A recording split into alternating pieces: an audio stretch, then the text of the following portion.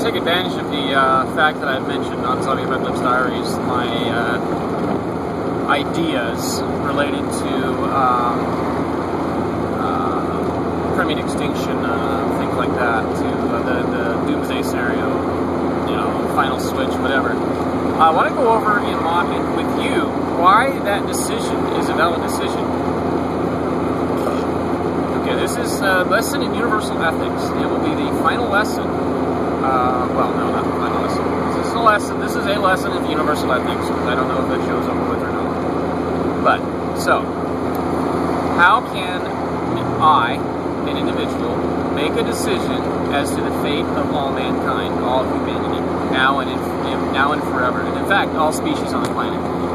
How can I make such a decision? How am I able to make such a decision, to rationalize such a decision as a correct decision to make, and the only correct decision? Well, first of all, the scenario is, to understand the scenario, you have to understand the complete scenario. To understand the complete scenario, you have to understand the justifiable genocide portion of the scenario, which is based on a story I started to write. It was a fictional story. Let's see where we're going with this. It was a fictional story that was supposed to inspire reality. I wrote it up, but put it only privately, so it has not been published. The idea was that once I published it, there would be a chapter in there that I haven't written the book, by the way. I just wrote up a brief synopsis of it. But and I did speak about it here on this. Oh yeah, it's elsewhere here, but I'll review it real quick. Basically, all human births end. So no more humans would be born, except for a very precious few. I'm guessing around 200,000 a year or something like that. So what that means is that we have found a way to reduce the population without suffering. So no one has to die, and it's forced on everybody because it's done through genetic mutagens that are spread through viruses. So it's completely random. Nature takes its course. We just help nature along. So no more births. Now comes into play the doomsday scenario. The doomsday scenario is the oceans and fresh lakes and anything else is seeded with methylcercina species, which are a triple methane producing species. They produce methane in all three biological pathways, metabolic pathways, and they produce a hell of a lot of methane. If you have them in your gut, that's people that have a lot of gas. That's what that is. It's methanocercina species. So what I'm going to do is, the scenario I envisioned thus far would be to spread that, which would redo the Permian extinction, which means global warming would ramp up significantly. I'm down here, back down in LA, San Diego area, and it's like 100 degrees, and it's April 8th. It's 100 degrees in April. Okay? That would be normal. Well, actually, that would be a cool day for January in San Diego and Los Angeles under this scenario. That would be a cool day. 100 degrees would be a cool day. We're talking temperatures approaching 150. Pretty fucking hot. So everything's going to get really hot, especially at the poles. And what will happen is the oceans will acidify. We'll no longer be able to support life. Most life will die off. Most life on land will die off, and only those species that have been able to adapt quickly enough will survive. All big species, gone. Humans, most of them will perish. The only way, of course, that I would do this scenario is if war happened. So understanding that, the scenario is not meant to cause suffering.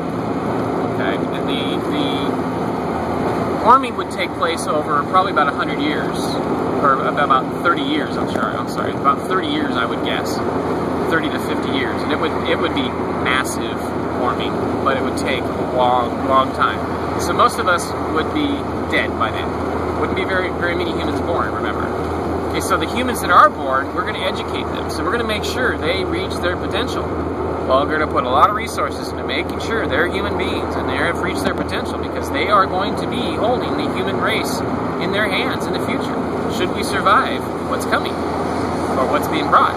Because the thing is, this methanocercina, they're going to do this anyway.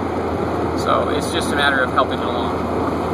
So how is this decision correct? How can I make this decision? Well, human species is destroying the planet. And they're doing it in such a way that they're destroying it slowly, no species will be able to survive. Nothing. The planet will be devoid of life if we keep going. All life, even human life, understand that. That's what justifies this decision.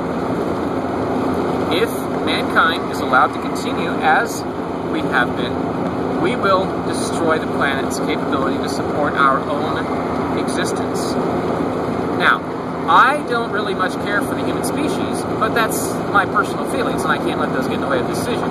The fact is, I am a human being, and as part of that species, we have a right to survive. Now, I believe that the reason we need to survive is because we are capable of much better than we are doing, and that's because we have to be at our potential. If we don't achieve our potential, we're useless. So why most people who out there who think we're not, well, there are a lot of people out there who believe this human species should be just eliminated. And outside of universal ethics, they're right, because it's destroying the planet. But they don't understand humanity well enough to understand that we do deserve a chance. And that's what this scenario gives. It gives humanity a chance if nothing else does. So that's why I have opted for this as a possible scenario should it become necessary. I have been thinking about this decision since I came up with justifiable genocide in about 1991-ish. And I started writing the book and I thought, wait a minute, why don't we just do this? Oh wait, I can't make that decision. It's not mine to make. All this time, I was asking myself, actually no, about 10 years ago, about 15 years ago, I thought I had justification for a justifiable genocide scenario, because, well, humans were destroying the planet. But this scenario saves humanity, and the planet, believe it or not. Most species will die off, but it's going to happen anyway. And the biggest factor is, and this is a theory I've got to dig into, do some more research on, is that, let's see. Sorry, I got distracted. CHP was pulling something over. I was thinking about my previous talk about having you recorded, and I was going through in my head what it would look like, people stopping and recording. Someone's going to pull over. When a cop pulls over, there's going to be a citizen that'll pull over and record the whole thing. That's what we need to do, folks. That's what we need to do. Anyway, so getting back to my previous train of thought, which I can do much more easily now. So like I said, I decided that, I thought I had decided that it was okay to make that decision, but I never did it, of course. I never wrote it up. I just held back. It's like, no, I still can't do it. And that was because I didn't understand what the decision was about and how to make it correctly. And I now do. Well, sort of. It's not ready yet. It's not a decision I can just go out and do right now, because there is still a possibility. So, again, with this awakening thing and all that stuff, I've just realized that that is an option. I don't have to obsess about trying to save humanity, because there is a way to save humanity now. That is the point. I can relax, because there is another way to save humanity. And I've documented it here.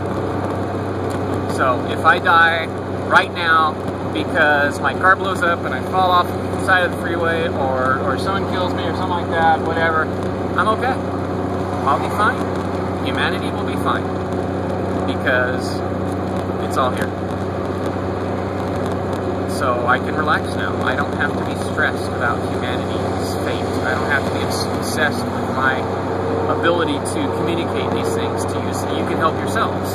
I've done it. I'm gonna close up, make sure I've got closure, make sure I've communicated adequately and in sufficient understanding, and that's it. Show's over. I'm on my own. I'm off doing my own thing. And I will say this: I will not be updating I will not be doing diary entries anywhere near as often as I had been. That's the whole point of this: is that I can still do the show, or I will still do the show, but I will be taking my time, and I don't have to give you my raw thoughts anymore, which is what these diaries are all about. Diaries are raw thoughts. That's why I call my subconscious, had me call them diaries. This is so amazing. So I'm I'm still dealing with how, I mean, you're sitting there like, oh yeah, fucking whatever, dude. Yeah, you're so full of shit, man. You don't know what you're talking about. You're just missing this, missing that. There's some more serious people out there, psychologists, psychiatrists, that type, medical professionals out there like, oh yeah, this guy's delusional. Oh yeah, this and that. No, trust me. None of the above. I mean, I'm still dealing with how unbelievable it is that this is the reality, that this is what happened. You know, I have spent years trying to understand what's going on, and I now do. So, you know, so yes, folks, I've been in a sort of a coma, and was doing a show from the coma. That's what it turns out to be. I was doing a show, YouTube show, while in a coma. Oh, the irony. The freaking irony, man. Alright, well, I can't wait to see what else happens with me. I'm really excited about gathering more of those memories and understanding more about myself. And, oh, man. So this personality thing with the memories things, because they're just junk, they're distinct blocks of memory instead of a continuous stream of memory. I have memories of various me's in the past, and some of the me's I just have this terrible sympathy for, because, oh my god, I mean, come on, a 4-year-old kid living in a home where he has to hide from his siblings, from his parents, and can only hang out with a family dog. It's his only friend. He's dragged away from the home to go follow his dad on a construction project, and someone rents the house, and they lose the dog or whatever it was, and the family someone got rid of the dog, or it died or something. Then we come back and they lie to me and tell me that my only friend in the world's been run away or given away, stolen or something like that. I mean, what an awful fucking thing to do to a 4-year-old child. Jeez. Anyway, that's the kind of stuff going on with me dealing with those memories. Alright.